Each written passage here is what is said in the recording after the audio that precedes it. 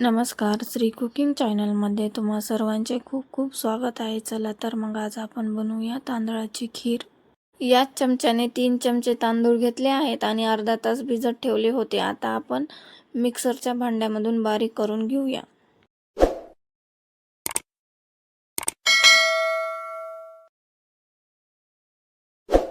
हे बघा, रवाळ असे मिक्सरला बारीक करून घेतले आहेत.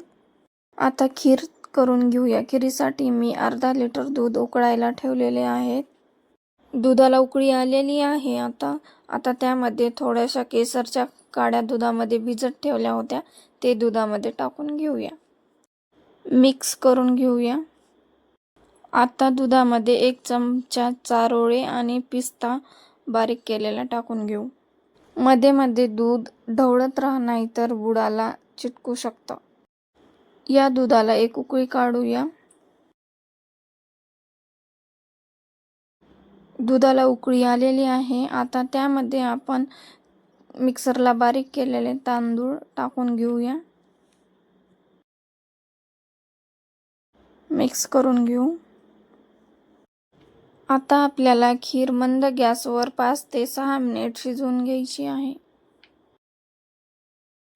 फक्त मध्ये मध्ये खीर हलवत राहा.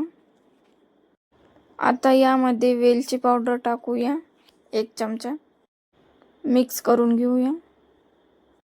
हे बघा, 7 मिनिट झालेले आहेत. तांदूळ छान असे शिजलेले आहेत. आता आपण अर्धी वाटी साखर टाकून घेऊया. मिक्स करून घेऊ.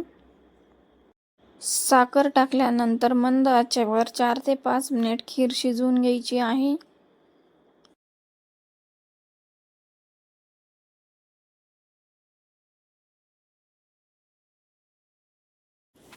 चार ते 5 मिनिट शिजवून झालेले आहेत.